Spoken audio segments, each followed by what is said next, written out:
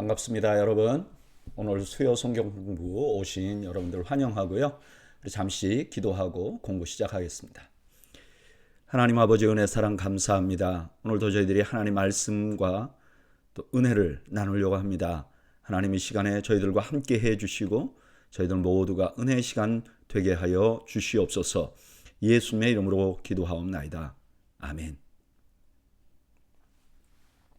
네, 오늘은 수요 성경 공부 사도행전 24장에서 28장까지 하나님 말씀을 함께 공부하겠습니다. 먼저 24장, 이 24장이 일어나기 전에 어떤 일이 일어났는지 간략하게 먼저 살펴보면요. 아시아에서 온 유대인들이요. 바울을 이제 성전에서 끌어내서, 이제 바울이 예루살렘에 가 있죠. 끌어내서 죽이려고 합니다. 그래서 거의 바울이 아주 위험한 상황에 처했을 때 천부장이었던 루시아가 그걸 구출하고요. 이제 예루살렘에서 구출해갖고 거기다 두면 이제 더 어려움이 생기잖아요. 그러니까 총독이 주둔하고 있는 가이사라. 당시에 유대인들은 총독과 그 다음에 왕이 있고 또 종교 지도자들이 있었어요. 왕과 종교 지도자들은 주로 예루살렘에 있었고 총독은 바닷가에 있는 가이사라에 새로운 어떤 도시 같은 걸 건설하고 거기 있었습니다. 그리로 압송한 거죠. 그리고 총독은 이제 고소자들이 올 때까지, 왜냐하면 거기 예루살렘에서 그 재판을 하다 보면 어려움이 생길 수 있으니까 기다리고 있었습니다. 자, 그 후에 24장이 시작됩니다. 1절, 닷새 후에 대제사장 아나니아가 어떤 장로들과 한 변호사 더들로와 함께 내려와서 총독 앞에서 바울을 고발하니라.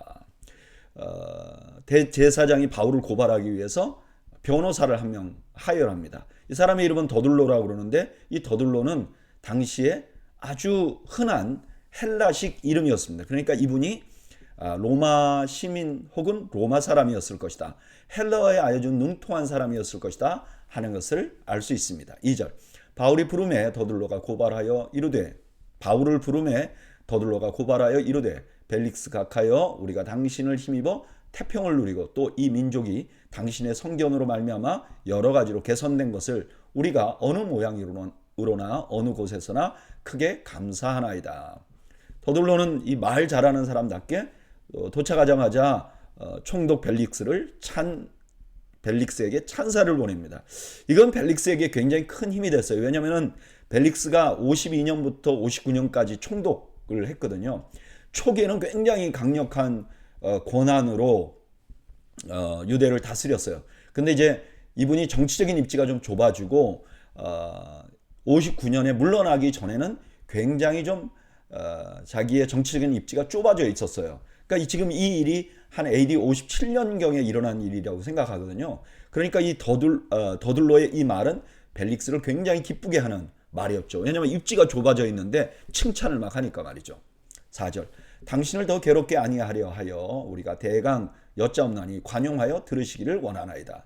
우리가 보니 이 사람은 전염병 같은 자라 천하에 흩어진 유대인을 다 소유하게 하는 자요 나사렛 이단의 우두머리라. 바울을 고소한 내용을 보면 첫째, 전염병 같은 자다. 전염병은 뭐죠? 이거 방치하면 큰일 나죠. 지금 이를 방치하면 로마까지 위험해진다. 또 흩어진 유대인들을 소유하게 하는 자라. 유대인들이 안 그래도 좀 이민족 중에서 큰 그룹인데 이 사람들이 소유하면 총독은 굉장히 큰 심적인 부담을 안게 되죠. 그리고 나사렛 이단의 우두머리라. 여기 이단이라는 말 패거리 이런 뜻인데 나사렛 패거리의 우두머리라. 그래서 이 사람 굉장히 위험한 사람입니다 라고 말하는 거죠. 6절, 그가 또 성전을 더럽게 하려 함으로 우리가 잡아싸우니. 6절 하반절 8절 상반절까지가 없다 이렇게 되어 있습니다. 바울을 체포한 이유는 이 사람이 예루살렘 성전을 더럽히려고 했기 때문이다. 유대인들을 분노하게 하는 핵심 트리거를 건드렸다 이런 말이죠. 6절부터 하반절까지 어떤 사본에는 이렇게 돼 있어요. 우리는 그를 모세의 법대로 재판하려고 하였으나 부대장 루시아가 강제로 빼앗아가면서 가깝게 직접 고소하라고 했습니다. 그래서 이렇게 왔습니다. 이런 내용이 있다는 거죠. 8절, 당신이 친히 그를 신문하시면 우리가 고발하여 하는 이 모든 일을 아실 수 있나이다 하니 유대인들도 이에 첨가하여 이 말이 옳다 주장하니라. 직접 신문에 보면 다 알 것입니다. 그러면서 유대인들이 이 말에 옳다고 막 찬성합니다. 이게 무슨 말이죠? 유대인들이 찬성하면 이 그 총독 입장에서 좀 압박감을 느끼죠. 유대인들에게 좀 환심을 사야 하는 이 사람 입장에서는 압박감을 느끼도록 한 거죠. 10절. 총독이 바울에게 머리로 표시하라 하니 그가 표시하여 말하라 하니 그가 대답하되 당신이 여러 해 전부터 이 민족의 재판장 된 것을 내가 알고 내 사건에 대하여 기꺼이 변명하나이다. 이제 바울이 자기 상황에 대해서 변명할 기회를 얻게 된 것이죠. 11절. 당신이 아실 수 있는 바와 같이 내가 예루살렘에 예배하러 올라간 지 열 이틀밖에 안 되었고 그들은 내가 성전에서 누구와 변론하는 것이나 회당 또는 시중에서 무리를 소동하게 하는 것을 보지 못하였으나 이제 나를 고발하는 모든 일에 대하여 그들이 능히 당신 앞에 내세울 것이 없나이다. 바울은 자기가 예루살렘에 간 지 12일밖에 안 돼서 무슨 소요를 일으키기에 충분한 시간이 아니라 그리고 실제로 어떤 구체적인 증거가 없다 이렇게 말합니다. 14절. 그러나 이것을 당신께 고백하리다. 나는 그들이 이단이라 하는 도를 따라 조상의 하나님을 섬기고 율법과 선지자들의 글에 기록된 것을 다 믿으며 그들이 기다리는 바 하나님께 향한 소망을 나도 가졌으니 곧 의인과 악인의 부활이 있으리라 함이니이다. 이것으로 말미암아 나도 하나님과 사람에 대하여 항상 양심에 꺼리낌이 없기를 힘쓰나이다. 이제 바울이 자기가 이단이라고 말한 데 대해서 이제 그 반박을 하는데요. 자기가 부활을 믿고 있다 이렇게 말해요. 그런데 그 부활이 어떤 내용이냐? 구약 성경 혹은 구약의 온 이스라엘 백성들이 그렇게 사모하던 게 부활이라는 거예요. 사실 이것은 예수님 당시에 바리새인들이 믿는 바였어요. 바리새인들은요, 이제 어느 날이 오면 자기들이 부활할 걸 믿었고 사두개인들은 그걸 믿지 않았어요. 그러니까 지금 바울은 자기가 바리새파 입장에서 자기가 믿고 있는 바를 말하고 있는 거예요. 그리고 이것이 광범위하게 유대인들에게 받아들여지고 있는 바리새파의 주장이라는 것을 확신하고 말하는 거죠. 17절. 여러 해 만에 내가 내 민족을 구제할 것과 재물을 가지고 와서 드리는 중에 내가 결례를 행하였고 모임도 없고 소동도 없이 성전에 있는 것을 그들이 보았나이다. 그러나 아시아로부터 온 어떤 유대인들이 있었으니 그들이 만일 나를 반대할 사건이 있으면 마땅히 당신 앞에 와서 고발하였을 것이요. 바울이 예루살렘에 오는 건 선한 의도로 왔어요. 구제하려고. 그리고 실제로 아무 일도 안 했어요. 그 만약에 진짜 문제가 되는 일을 했으면 직접 고소했을 거라는 거예요. 20절. 그렇지 않으면 이 사람들이 내가 공회 앞에 섰을 때 무슨 옳지 않은 일을 보았는가 말하라 하소서. 오직 내가 그들 가운데 서서 외치기를 내가 죽은 자의 부활에 대하여 오늘 너희 앞에 신문을 받는다 한 이 소리만 있을 따름이니이다 하니. 만약에 자기가 말한 게 틀렸으면 증거를 가져오라. 그리고 자기가 이렇게 곤욕을 치르는 것은 부활에 대해서 말하기 때문이다 라고 다시 한번 강조합니다. 22절. 벨릭스가 이 도 전하는 것을 더 자세히 아는 고로 연기하여 이르되 천부장 루시아가 내려오거든 너희의 일을 처결하리라 하고 백부장에게 명하여 바울을 지키되 자유를 주고 그의 친구들이 그를 돌보아 주는 것을 금하지 말라 하니라. 벨릭스는 사실 이 상황을 다 알고 있었어요. 그랬기 때문에 이게 재판하기를 원하지 않죠. 그러니까 루시아가 오면 재판한다? 이건 그냥 핑계에 불과해요. 실제로 2년 동안 재판 안 합니다. 벨릭스는 바울이 죄가 없다는 것을 알고 있었다는 것을 말씀하고 있는 거죠. 오늘 본문은 바울이 당시 총독이었던 벨릭스 앞에서 변호하는 장면이 나옵니다. 이제 이 사건 후에 베스도 총독 그리고 아그리빠 왕 앞에서 자신을 변호하고 복음을 전하는 기회를 갖습니다. 저는 이 말씀 묵상하면서 우리 주님께서 하신 말씀이 생각이 나요. 마태복음 10장 17절에서 22절에 보면 예수님이 직접 이렇게 말씀하셨어요. 사람들을 삼가라. 그들이 너희를 공회에 넘겨주겠고 그들의 회당에서 채찍질하리라. 또 너희가 나로 말미암아 총독들과 임금들 앞에 끌려가리니 이는 그들과 이방인들에게 증거가 되게 하려 하심이라. 사실 예수님이 이 말씀 처음 하셨을 때는 우리가 어떻게 총독과 임금 앞에서 복음을 말할 수 있지? 이렇게 생각한 사람도 있었을 거예요. 근데 지금 현실로 이루어졌죠. 그 다음에 뭐라고 말씀하셨죠? 너희를 넘겨줄 때 어떻게 또는 무엇을 말할까 염려하지 말라. 그때 너희에게 할 말을 주시리니 말하는 이는 너희가 아니라 너희 속에서 말씀하시는 이 곧 너희 아버지의 성령이시니라. 장차 형제가 형제를 아버지가 자식을 죽는 데에 내어주며 자식들이 부모를 대적하여 죽게 하리라. 또 너희가 내 이름으로 말미암아 모든 사람에게 미움을 받을 것이나 끝까지 견디는 자는 구원을 얻으리라. 바로 이 예수님의 말씀으로 오늘 본문을 묵상하면 두 가지가 보이는 거예요. 첫째는요, 지금 제자가 되면 형제들에게 미움을 받는다는 것입니다. 지금 바울이 그러고 있죠. 바울을 지금 고소하는 사람들은 그렇게 바울이 애착을 갖고 있었던 자기 동료, 동족들이었어요. 그리고 또 하나 아주 중요한 사실을 알게 돼요. 그건 뭐냐면 지금 바울이 말하고 있잖아요. 그런데 이 말을 직접 하게 하시는 분은 성령님이시라는 거예요. 다시 말하면 바울은 지금 재판장 앞에서 자기를 변호하고 있지만 자기 홀로 있지 않다는 거예요. 하나님이 함께 하시고 계시다는 거예요. 저는 이 말씀을 보면서 저를 이 말씀 앞에 세워봅니다. 그리고 저에게 이렇게 질문해봐요. 너는 주님을 위하여 미움받는 것에 대하여 용기가 있는가? 너는 지금 성령께서 함께 하심을 보고 있는가? 저는 이 질문 앞에 이렇게 기도할 수밖에 없어요. 주님, 나와 함께 하시는 성령님을 잊으니까 미움받는 것이 너무 힘들었음을 고백합니다. 우리가 미움받는 거 있잖아요. 우리가 홀로 있는 거. 그게 힘든 이유는 그때 성령님이 나와 함께 하신다는 것을 인지하지 못하기 때문이죠. 성령님이 나와 함께 하신다는 것을 인지하면 나는 당당히 미움도 받을 수 있고 당당히 고난도 이겨나갈 수 있는 것이죠. 저는 오늘 성경 공부 나오신 여러분들께서 성령님께서 여러분들의 어떤 고난에도 함께 하심을 신뢰하는 여러분들 되시기를 축복합니다. 24절 수일 후에 벨릭스가 그 아내 유대 여자 드루실라와 함께 와서 바울을 불러 그리스도 예수를 믿는 도를 듣거든 바울이 의와 절제와 장차 오는 심판을 강론하니 벨릭스가 두려워하여 대답하되 지금은 가라 내가 틈이 있으면 너를 부르리라 하고 벨릭스의 아내가 유대 여자였기 때문에 이제 이 이야기에 관심이 더 있었어요. 그래서 이제 바울을 불러서 말을 더 들었던 거죠. 근데 바울은 이때 자기를 변호할 기회로 삼지 않고 하나님의 말씀을 전해요. 강력하게. 근데 이 말씀을 들은 벨릭스는 마음에 많이 찔렸죠. 왜냐하면 자기가 방탕하게 살았기 때문에.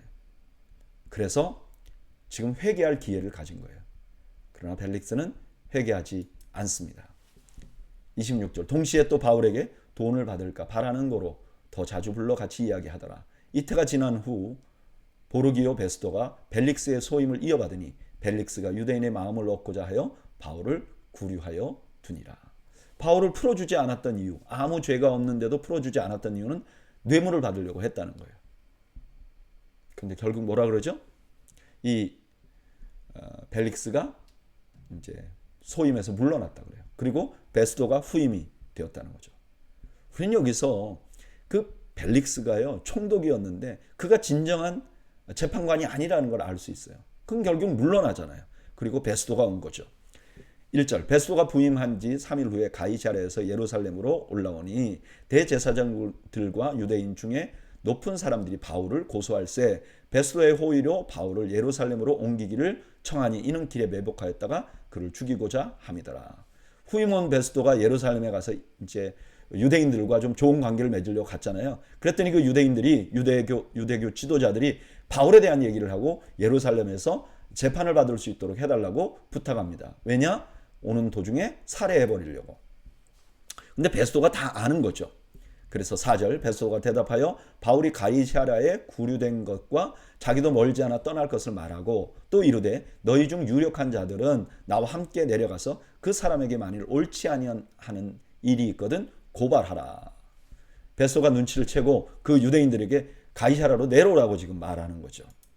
6절 베스도가 그들 가운데 8일 혹은 10일을 지낸 후 가이사랴로 내려가서 이튿날 재판자리에 앉고 바울을 데려오라 명하니 그가 나오매 예루살렘에서 내려온 유대인들이 둘러서서 여러 가지 중대한 사건으로 고발하되 능히 증거를 대지 못한지라. 증거되지 못하는 고발이 계속 이어진 거죠. 8절. 바울이 변명하여 이르되 유대인의 율법이나 성전이나 가이사에게나 내가 도무지 죄를 범하지 아니하였노라 하니 베스도가 유대인의 마음을 얻고자 하여 바울더러 묻되 내가 예루살렘에 올라가서 이 사건에 대하여 내 앞에서 신문을 받으려느냐. 베스도 대단한 사람이죠. 이거 분명히 이렇게 가면 바울이 죽을 수 있다는 걸 알면서도요. 이렇게 유대인들에게 환심을 사기 위해서 바울에게 네가 가고 싶냐? 이렇게 물어봐요. 그래서 만약에 바울이 원해서 갔다면 가다가 죽어도 자기 책임이 없는 거죠. 그리고 유대인들에게 자기는 환심을 살 수 있게 되는 거죠. 10절. 바울이 이르되 내가 가이사의 재판자리 앞에 섰으니 마땅히 거기서 신문을 받을 것이라. 당신도 잘 아시는 바와 같이 내가 유대인들에게 불의를 행한 일이 없나이다. 만일 내가 불의를 행하여 무슨 죽을 죄를 지었으면 죽기를 사양하지 아니할 것이나 만일 이 사람들이 나를 고발하는 것이 다 사실이 아니면 아무도 나를 그들에게 내어줄 수 없나이다. 내가 가이사께 상소하노라 하니 한데 베스도가 배석자들과 상의하고 이르되 내가 가이사에게 상소하였으니 가이사에게 갈 것이니라 하니라. 바울도 이 일을 알고 로마의 황제에게 자기 재판을 돌릴 것을 청원하게 됩니다. 오늘 본문에 보면 벨릭스와 베스도는 참 정치적인 사람들이에요. 이 사람들은 분명히 바울이 죄가 없다는 걸 알면서도 바울을 2년간이나 가택연금합니다. 뭔가 억울해 보이죠. 근데 바울을 재판하던 벨릭스는 총독에서 물러나고요. 다음에 베스도가 부임합니다. 사실 베스도도요. 한 3년 지나고 나서 물러나게 돼요. 그러니까 이 사람들이 최종적인 재판관은 아니에요. 그럼 이들의 역할은 뭐죠? 2년 동안 바울을 안전한 곳에 쉼을 얻도록 해준 거예요. 바울은 이미 수없는 전도 여행을 통해서 굉장히 지쳐 있었는데 2년 동안 굉장히 좋은 곳에서 쉼을 갖게 된 것이죠. 그리고 이 두 사람은 바울을 로마로까지 보내는 역할을 하게 됩니다. 원래 바울이 소망이 뭐였죠? 로마까지 가는 것이었어요. 사도행전 19장 21절에 이 일 후에 바울이 마게도냐와 아가야를 거쳐 예루살렘에 가기로 작정하여 이르되 내가 거기 갔다가 후에 로마도 보아야 하리라 하고, 바울이 로마를 가기를 원했고 이건 하나님의 뜻이었어요. 지금 이 사람들은 바울을 로마로 가게 하기 위해서 사용되는 사람들이죠. 저는 이 말씀을 묵상하면서 제 인생을 좀 돌아봅니다. 저의 인생에도 뭐 억울한 일들이 있었어요. 근데 그때 저를 판단하던 사람들은 최종 재판관들이 아니에요. 그들은 내 인생을 끌고 가시는 하나님의 도구들에 불과한 겁니다. 그래서 그들을 미워할 것도 비판할 것도 없는 거죠. 여러분들도 인생을 살면서 그런 일들을 경험한 적이 있을 거예요. 괜히 오해받고 말이죠. 아무리 설명을 하려고 해도 설명 듣지 않고 말이죠. 여러분 기억하세요. 그분들은 우리의 최종 재판관이 아니에요. 그들은 하나님께서 우리를 인도하여 어느 곳에 당도하게 하는 도구들에 불과합니다. 저는 우리 더웨이 교회가 그런 역사 가운데 세워진 교회라고 믿습니다. 그래서 우리는 그들을 미워할 필요도 원망할 필요도 없는 것이죠. 더욱 하나님께 우리 인생을 맡기도록 결단할 뿐입니다. 저는 여러분들이 그런 결단을 하시는 축복이 있으시기를 바랍니다. 다음 13절. 수일 후에 아그리빠 왕과 버니게가 베스도에게 문안하러 가이사랴에 와서, 여기 아그리빠 왕이라는 사람은 사도행전 12장에 벌레 먹어 죽은 헤롯 아그리빠의 아들이고요. 버니게는 누이 동생이에요. 이 사람들이 왜 왔나? 이 사람이 지금 갈릴리 지방을 다스리는 왕, 분봉 왕이었거든요. 근데 새로운 총독이 오니까 당연히 가서 인사를 하고 관계를 잘 맺어야 되겠죠. 14절. 여러 날을 있더니 베스도가 바울의 일로 왕에게 고하여 이르되 베릭스가 한 사람을 구류하여 두었는데 내가 예루살렘에 있을 때 유대인의 대제사장들과 장로들이 그를 고소하여 정죄하기를 청하기에 내가 대답하되 무릇 피고가 원고 앞에서 고소 사건에 대하여 변명할 기회가 있기 전에 내주는 것은 로마 사람의 법이 아니라 하였노라. 그러므로 그들이 나와 함께 여기 오매 내가 지체하지 아니하고 이튿날 재판자리에 앉아 명하여 그 사람을 데려왔으나 원고들이 서서 내가 짐작하던 것 같이 악행의 혐의는 하나도 제시하지 아니하고 오직 자기들의 종교와 또는 예수라 하는 이가 죽은 것을 살아있다고 바울이 주장하는 그 일에 관한 문제로 고발한 것 하는 것뿐이라. 내가 이 일에 대하여 어떻게 심리할지 몰라서 바울에게 묻되 예루살렘에 올라가서 이 일에 신문을 받으려느냐 한즉 바울은 황제의 판결을 받도록 자기를 지켜주기를 호소하므로 내가 그를 가이사에게 보내기까지 지켜두라 명하였노라 하니. 이 베스도는요, 이 바울의 일을 자기가 먼저 만든 것이 아니라는 걸 말하고 바울을 소개합니다. 왜 소개하냐면 이 사람 분봉왕이었기 때문에 이 사람이 사실 베스도보다는 유대인들을 잘 알고 있잖아요. 그러니까 유대인의 입장에서 이게 뭔 문제인지 알아보기 위해서 지금 이렇게 제안을 하는 거죠. 22절 아그리빠가 베스도에게 이르되 나도 이 사람의 말을 듣고자 하노라. 베스도가 이르되 내일 들으시리이다 하더라. 이튿날 아그리빠와 버니게가 크게 위험을 갖추고 와서 천부장들과 시중에 높은 사람들과 함께 접견 장소에 들어오고 베스도의 명으로 바울을 데려오니. 지금 바울을 불러다가 유대인들 중에 고위층들을 다 불러옵니다. 지금 하나님이 하시는 거죠. 24절 베스도가 말하되 아그리빠 왕과 여기 같이 있는 여러분이요 당신들이 보는 이 사람은 유대의 모든 무리가 크게 외치되 살려두지 못할 사람이라고 하여 예루살렘에서와 여기에서도 내게 청원하였으나 내가 살피건대 죽일 죄를 범한 일이 없더이다. 그러나 그가 황제에게 상소한 거로 보내기로 결정하였나이다.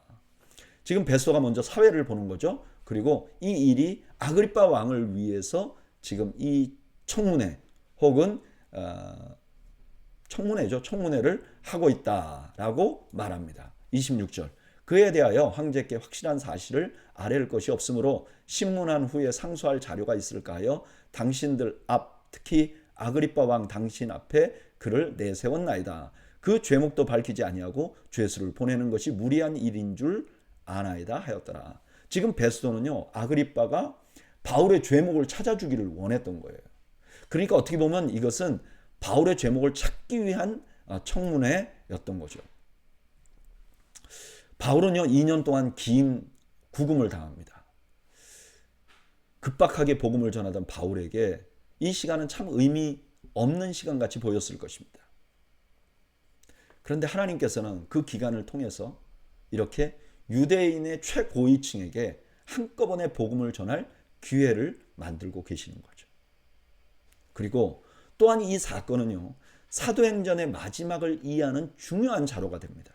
여러분 사도행전의 마무리는 사도행전 28장 30절에서 31절에 바울이 온 이태를 자기 셋집에 머물며 자기에게 오는 사람을 다 영접하고 하나님의 나라를 전파하며 주 예수 그리스도에 관한 모든 것을 담대하게 거침없이 가르치더라라고 마무리가 됩니다.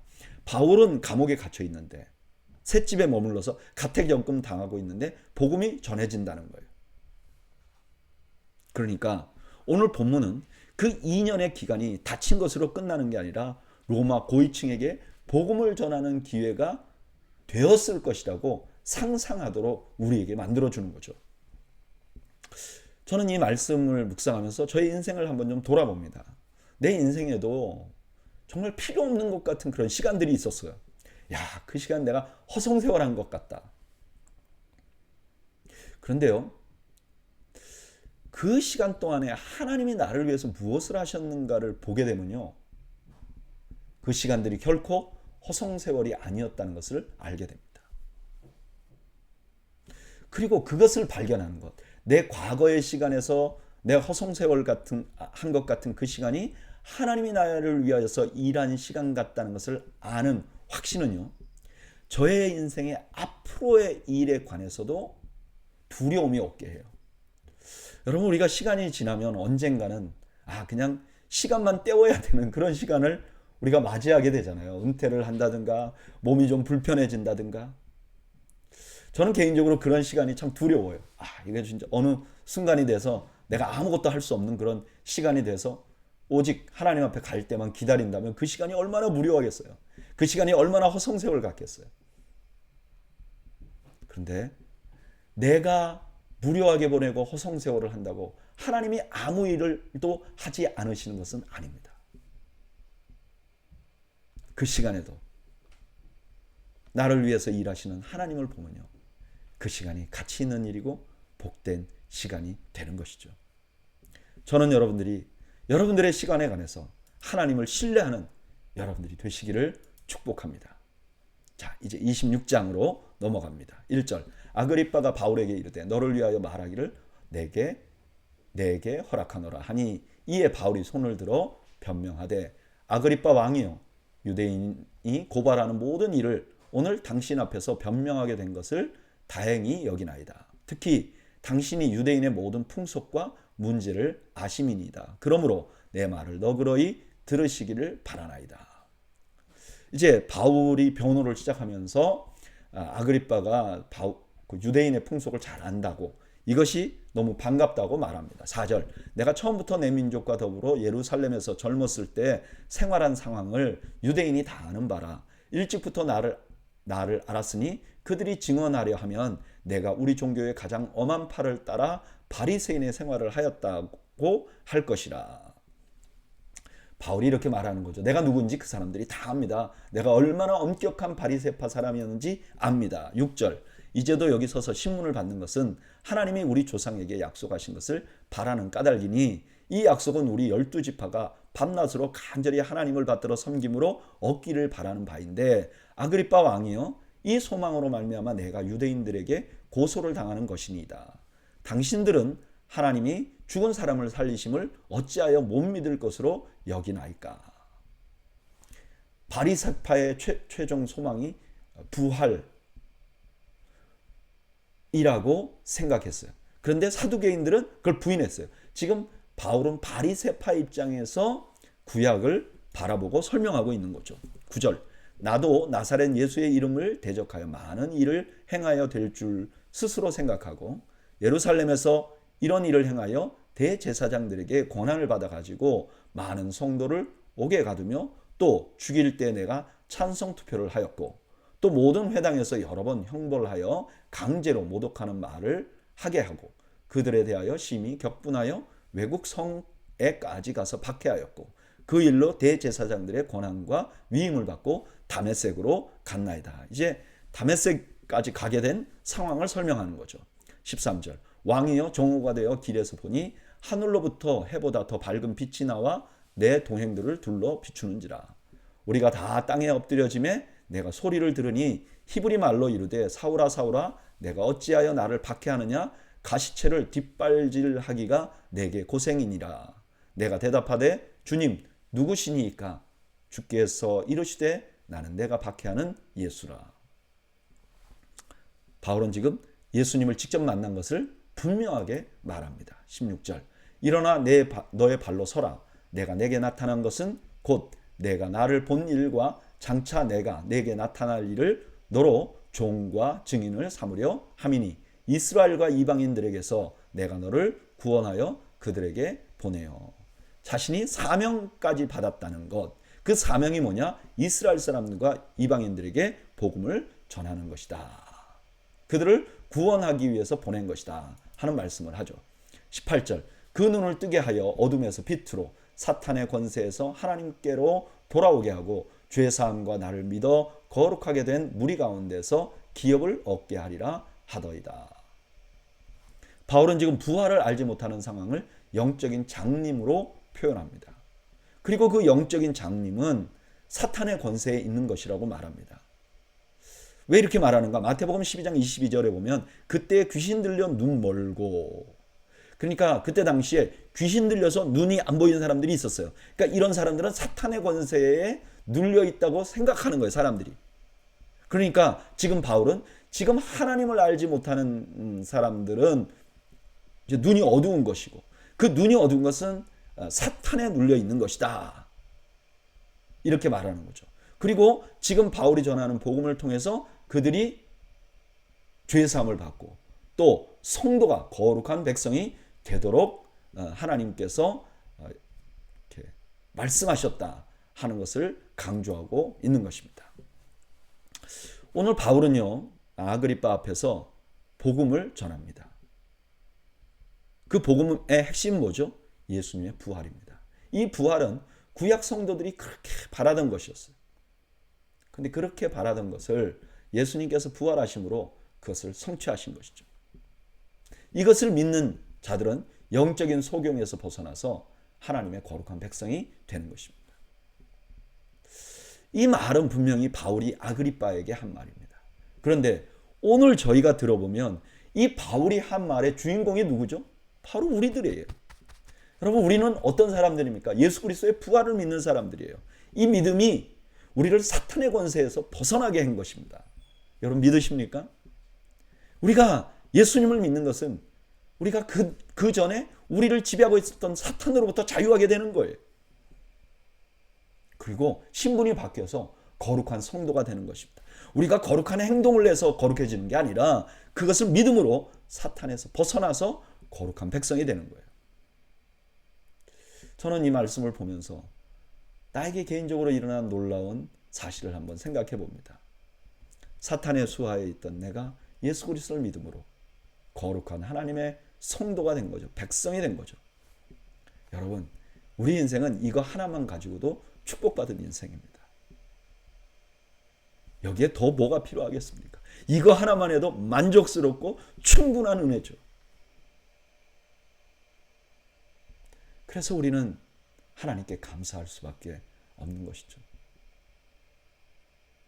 저는 저와 여러분들이 하나님께서 우리를 구원해 주신 이 놀라운 사실에 감격하고 이것 때문에 감사한 인생을 사시는 여러분들이 되시기를 축복합니다. 19절 아그리빠 왕이여 그러므로 하늘에서 보이신 것을 내가 거스르지 아니하고 먼저 다메섹과 예루살렘에 있는 사람과 유대 온 땅과 이방인에게까지 회개하고 하나님께로 돌아와서 회개에 합당한 일을 하라 전함으로 유대인들이 성전에서 나를 잡아 죽이고자 하였으나 유대인들이 자기를 죽이려고 했던 이유는 바로 이것을 전했기 때문이다.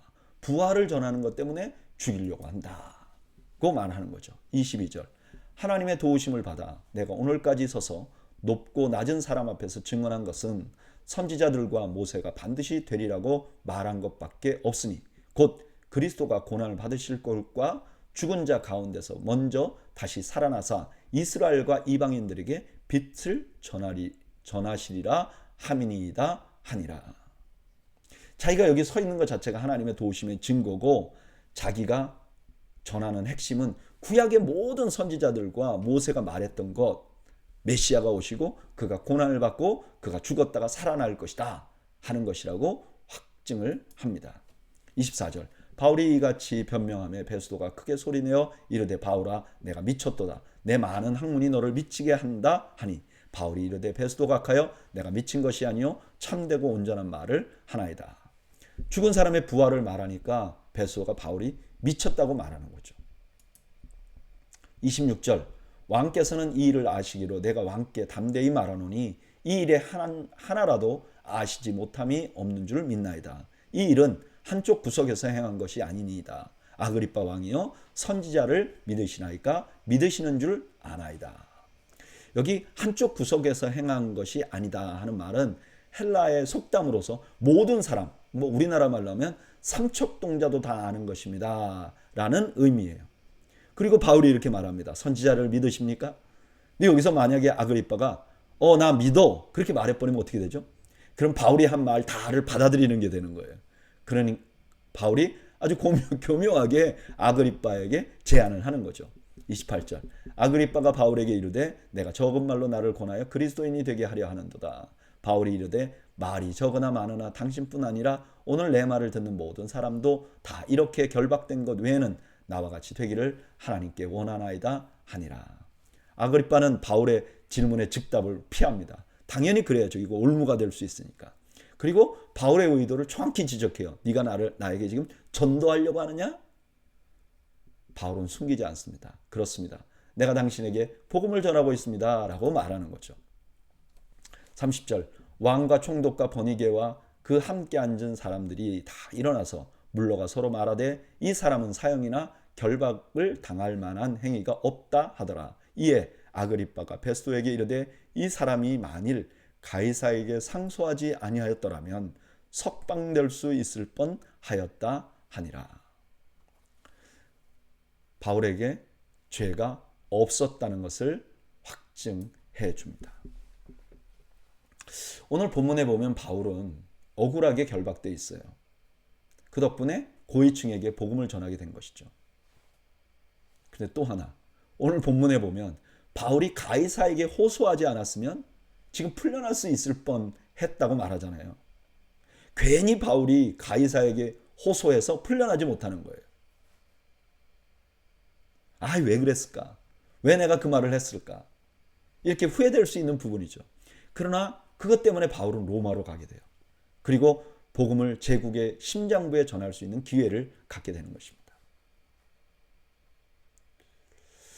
저는 오늘 본문을 보면서 만약에 우리가 오늘 이 본문을 바울 자신의 안위, 평안이라는 관점에서 보면 바울은 계속해서 불운한 거예요.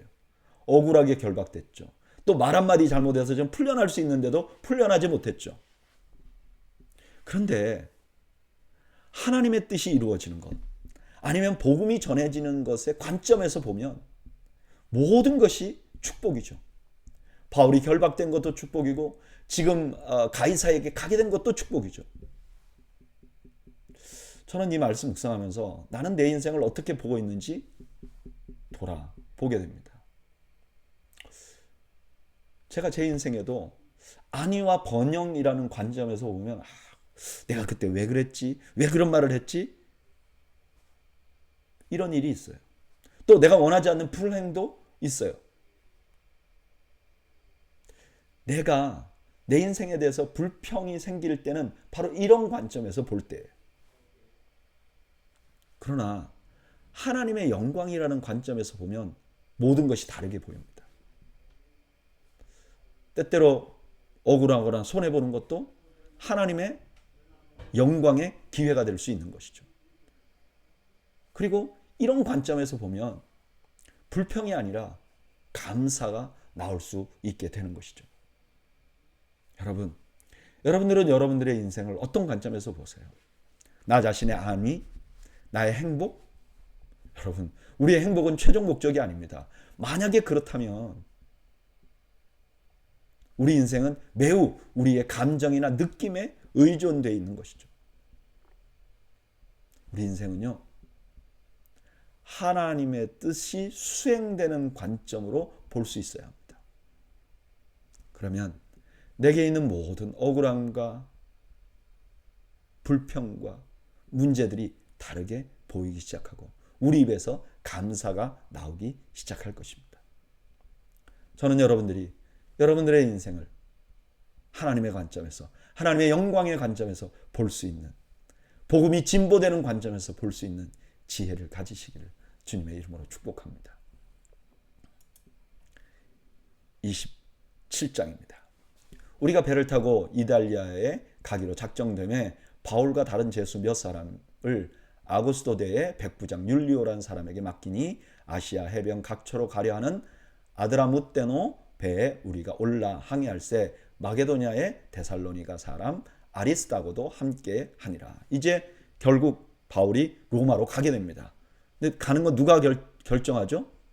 바울이 결정하는 게 아니라 그 정부에서, 행정부에서 결정을 해서 보내는 거죠.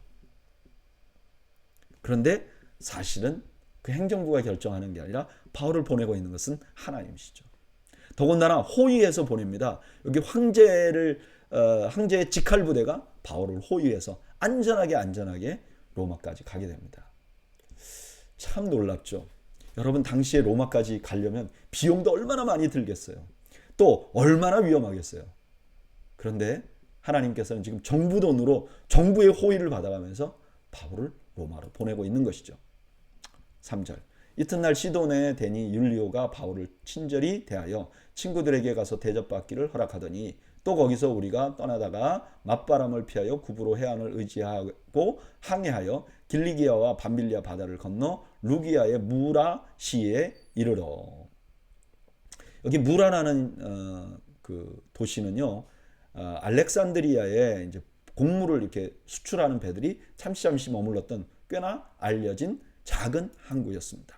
6절 거기서 백부장이 이달리아로 가려 하는 알렉산드리아 배를 만나 우리를 오르게 하니 배가 더디가 여러 달 만에 간신히 니도 맞은편에 이르러 풍세가 더 허락하지 아니하므로 살몬의 앞을 지나 그레데 해안을 바람막이로 항해하여 간신히 그 연안을 지나 미항이라는 곳에 이르니 라세아시에 가깝더라.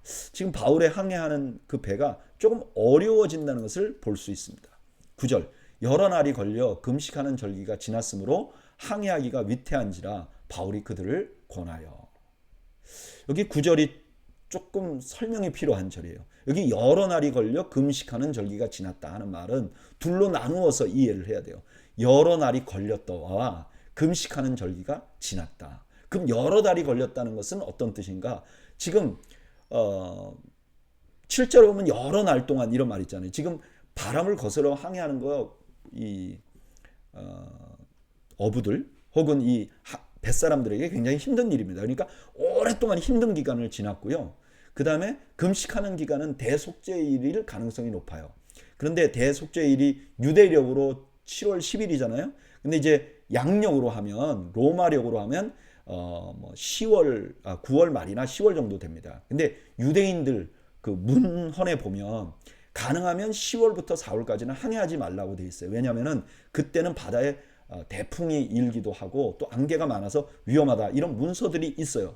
그러니까 바울은 그걸 보고 지금 항해를 계속하는 것이 옳지 않다 이렇게 말하는 거죠. 10절 말하되 여러분이여 내가 보니 이번 항해가 하물과 배만 아니라 우리의 생명에도 타격과 많은 손해를 끼치리라 하되 백부장이 선장과 선주의 말을 바울의 말보다 더 믿더라. 그 항구가 겨울을 지내기 불편하므로 거기서 떠나 아무쪼록 베닉스에 가서 겨울을 지내자 하는 자가 더 많으니 베닉스는 그레데 항구라 한쪽은 서남을 한쪽은 서북을 향하였더라.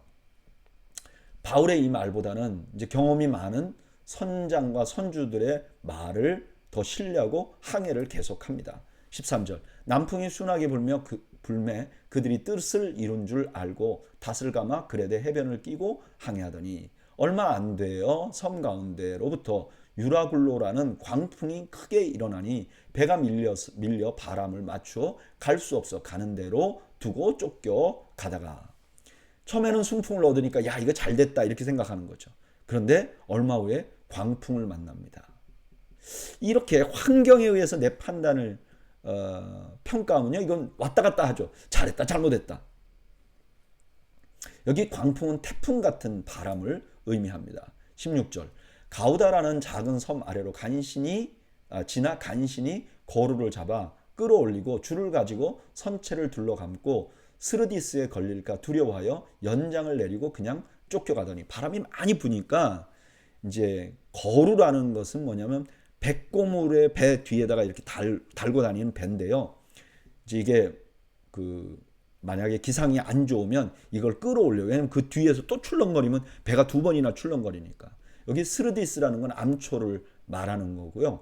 여기 내렸던 연장은 아마 닷 같은 역할을 하는 것. 그러니까 배가 바람이 많이 부니까 이런 조치를 취했다는 거죠. 18절 우리가 풍랑으로 침이 애쓰다가 이튿날 사공들이 짐을 바다에 풀어버리고 사흘째 되는 날에 배의 기구를 그들의 손으로 내버리니라. 여러 날 동안 해도 별도 보이지 아니하고 큰 풍랑이 그대로 있음에 구원의 여망마저 없어졌더라. 이게 계속 풍랑이 이니까 이제 위험하니까 배 안에 있는 물건들을 다 버린 거죠. 뭐 비에 젖고 이러다 보면 더 이제 무거워지지 않겠습니까? 그리고 심지어 나중에는 뭐 배 안에 있는 기구들까지 다 버리고 간단하게 항해를 할 수 있는 만큼만 갖게 되는 거죠. 이게 상당히 위험했고 야 여기서 우리가 살아날 수 있을까? 그런 소망마저 없어진 상황이라는 거예요. 여러분 지금 바울은 하나님의 뜻에 의해서 로마로 가고 있어요. 그러면 우리가 어떻게 되죠? 순풍이 불어야 되잖아요. 근데 지금 상황은 반대예요. 이대로 가다가는 그냥 다 죽어버리게 생겼어요. 여러분 이런 일은 우리 삶에도 자주 일어납니다. 예수 안 믿다가 예수 믿기로 작정했는데 어려움이 생깁니다. 하나님 앞에 큰 헌신을 한 사람들에게도 장애물이 생겨요. 선교사로 작정하고 가는 사람들도요 불행한 일이 생깁니다. 이런 일이 생기면 우리는 하나님의 부르심을 의심하게 됩니다. 하나님이 정말 나를 예수 믿게 한 건가? 내가 이렇게 헌신한 게 맞는가? 내가 선교사로 가는 게 맞는가? 그러나 본문은 그렇지 않다고 말합니다. 풍랑은 풍랑일 뿐이고 그것이 바울이 가는 길이 옳지 않다는 것을 의미하는 것이 아니라는 거예요. 세상 사람들은 풍랑이 있는 거 보면 우리가 잘못 선택했네. 편안하면 우리가 잘 선택했네 라고 말하지만 크리스천들은 그렇지 않다는 거예요. 풍랑은 그냥 풍랑이에요. 풍랑은 하나님의 일을 하는 사람에게도 일어나고 또 도둑들에게도 일어나요. 고난은요, 우리가 잘못 가고 있다는 증거가 아니에요. 어떤 때는 그런 증거일 수도 있죠. 그러나 대부분의 경우는 그렇지 않다는 거예요. 그래서 우리는 절대로 하지 말아야 될 것은 고난을 보면서 절망하지 말아야 돼요. 저는 여러분들이 고난을 보면서 절망하지 않는 여러분들이 되시기를 축복합니다. 21절 여러 사람이 오래 먹지 못하였으며 바울이 가운데 서서 말하되 여러분이여 내 말을 듣고 글에 대해서 떠나지 아니하여 이 타격과 손상을 면하였더라면 좋을 뻔하였느니라. 내가 너희를 권하노니 이제는 안심하라. 너희 중 아무도 생명에는 아무런 손상이 없겠고 오직 백분이니라. 내가 속한 바 곧 내가 섬기는 하나님의 사자가 어젯밤에 내 곁에 서서 말하되 바울아 두려워하지 말라. 내가 가이사 앞에 서야 하겠고 또 하나님께서 너와 함께 항해한 자들을 다 내게 주셨다 하였으니. 바울이 이들에게 그 선원들에게 죽지 않을 거라고 말해요. 이유가 뭐예요? 하나님의 사자가 바울 곁에 서 있었어요. 바울이 지금 풍랑 일고 있잖아요. 거기에 그냥 위험 가운데 있잖아요. 근데 바울이 혼자 있는 게 아니었어요. 하나님의 사자가 바울과 함께하고 계셨어요. 여러분, 이게 우리의 특권이죠. 우리는 절대로 혼자 있지 않습니다. 25절 그러므로 여러분이여 안심하라. 나는 내게 말씀하신 그대로 되리라고 하나님을 믿노라. 그런즉 우리가 반드시 한 섬에 걸리리라 하더라. 바울은 하나님의 말씀을 환경보다도 확신한다고 말해요. 27절 14일째 되는 밤에 우리가 아드리아 바다에서 이리저리 쫓겨가다가 자정쯤 되어 사공들이 어느 육지에 가까워지는 줄을 짐작하고 물을 재어보니 20길이 되고 조금 더 가다가 다시 재니 15길이라. 암초에 걸릴까 하여 고물로 단 넷을 내리고 날이 새기를 고대하니라. 지금 이제 육지에 좀 가까워진 거죠. 14일 동안이나 풍랑에 시달렸는데 이제 육지에 가까워졌다고 생각을 하는 거예요.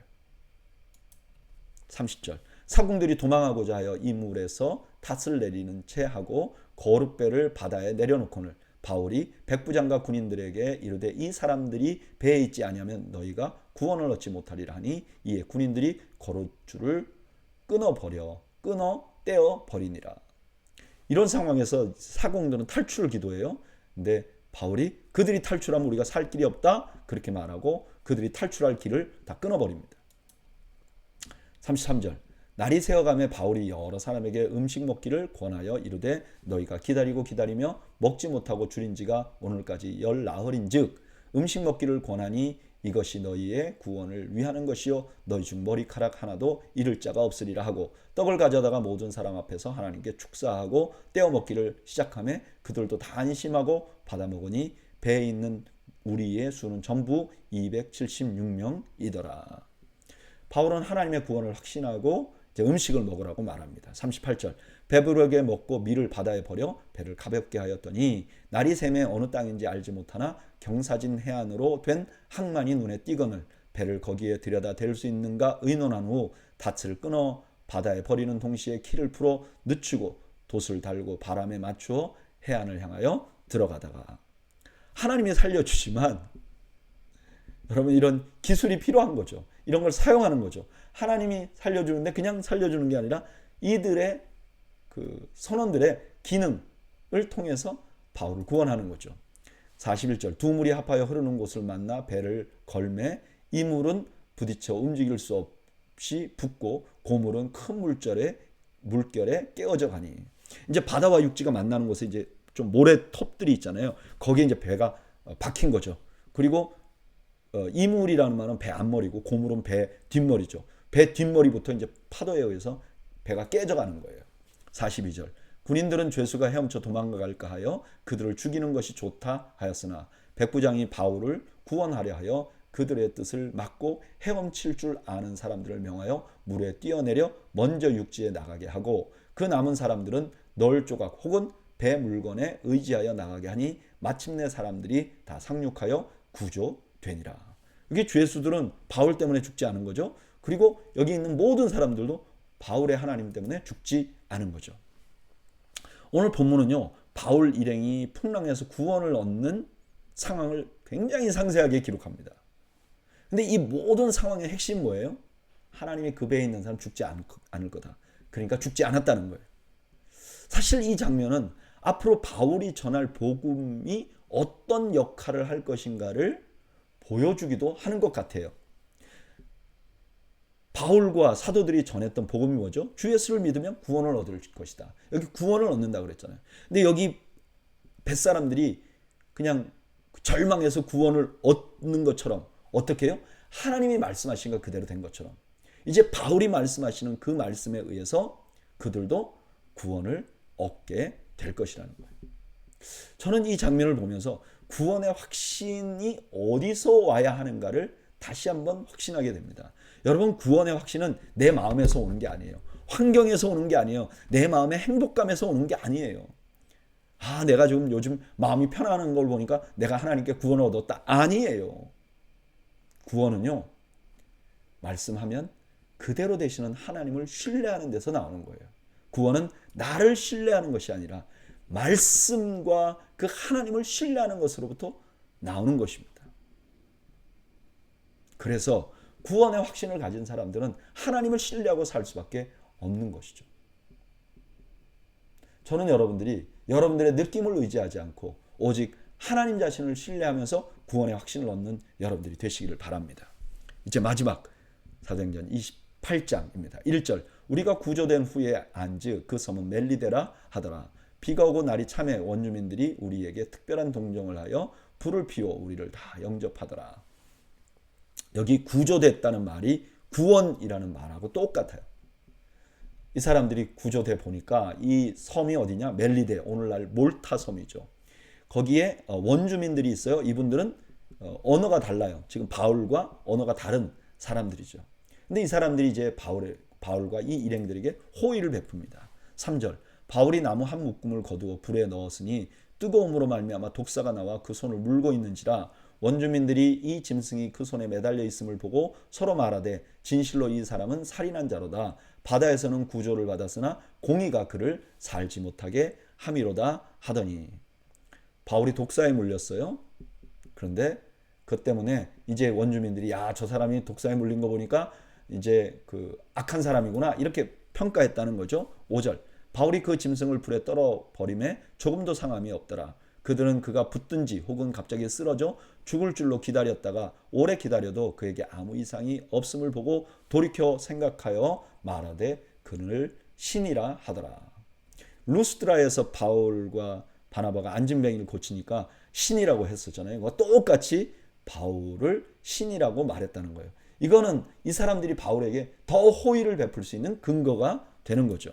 7절 이 섬에서 가장 높은 사람 보블리오라 하는 이가 그 근처에 토지가 있는지라. 그가 우리를 영접하여 사흘이나 친절히 머물게 하더니 보블리오의 부친이 열병과 이질에 걸려 누워 있거늘 바울이 들어가 기도하고 그에게 안수하여 낫게 하며 이러므로 섬 가운데 많은 병든 사람들이 와서 고침을 받고 후한 예로 우리를 대접하고 떠날 때 우리 쓸 것을 배에 실었더라. 바울이 또 거기서 기적을 행하고 그것 때문에 호의를 받게 되었다는 거예요. 11절 석 달 후에 우리가 그 섬에서 겨울을 난 알렉산드리아 배를 타고 떠나니 그 배의 머리 장식은 디오스구로라. 수라구사에 대고 사흘을 있다가 거기서 둘러가서 레기온에 이르러 하루를 지난 후 남풍이 일어나므로 이튿날 부디올에 이르러 거기서 형제들을 만나 그들의 청함을 받아 이래를 함께 머무니라. 그래서 우리는 이와 같이 로마로 가니라. 그곳 형제들이 우리 소식을 듣고 아비오 광장과 트레이스 테베르네까지 맞으러 오니 바울이 그들을 보고 하나님께 감사하고 담대한 마음을 얻으니라. 바울이 결국은 로마에 도착하는 거죠. 오늘 본문은 바울 일행이 몰타섬에 들어간 뒤에 일어난 일을 알려줍니다. 들어가자마자 바울은 독사에 물려요. 이거 참 너무너무 안타까운 일이잖아요. 그런데 바울이 죽지 않아요? 그것 때문에 섬 사람들에게 존경을 받아요. 전화위복이 된 거죠. 돌아보면 모든 일이 그랬어요. 바울이 겪은 고난이 오히려 복음이 더 잘 전해지도록 사용됐어요. 그래서 바울이 로마 교인들에게 편지를 쓰면서 이렇게 말하는 거죠. 로마서 8장 28절 우리가 알거니와 하나님을 사랑하는 자 곧 그 뜻대로 부르심을 입은 자들에게는 모든 것이 합력하여 선을 이루느니라. 아멘.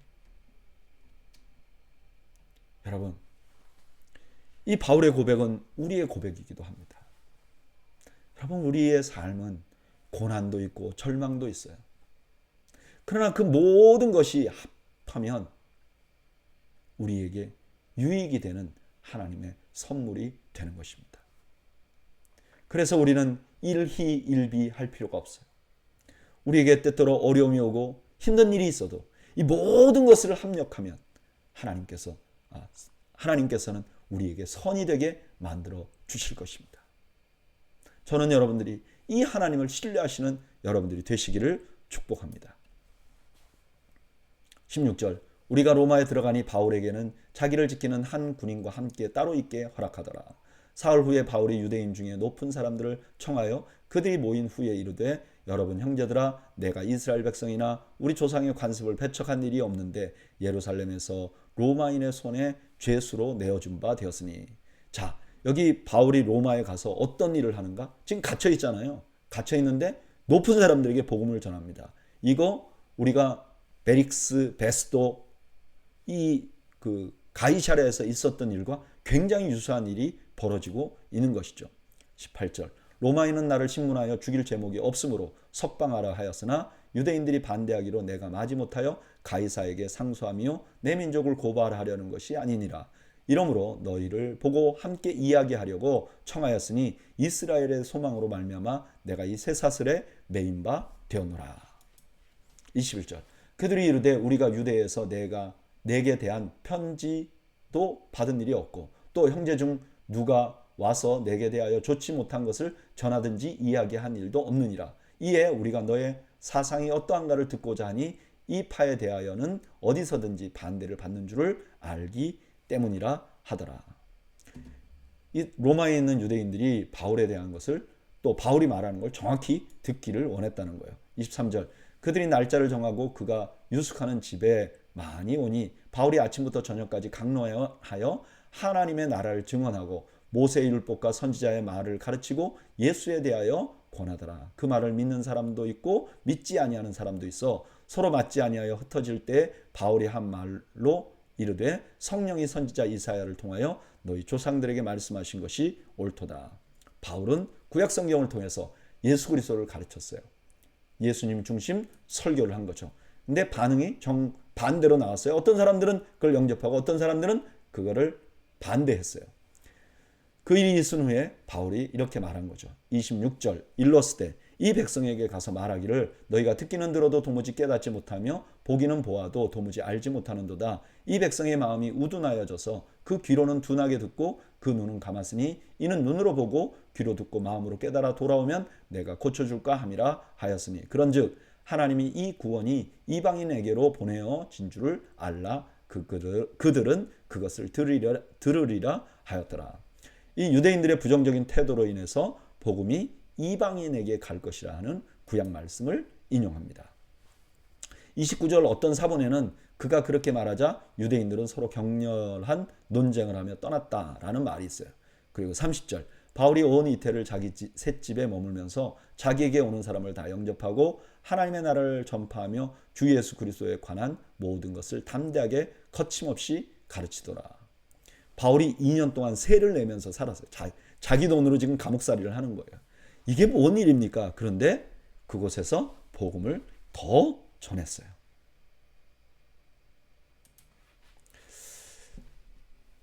사도행전은 복음이 유대인에게도 전해져야 되지만 이방인에게 전해져야 할 것을 말하면서 마무리해요.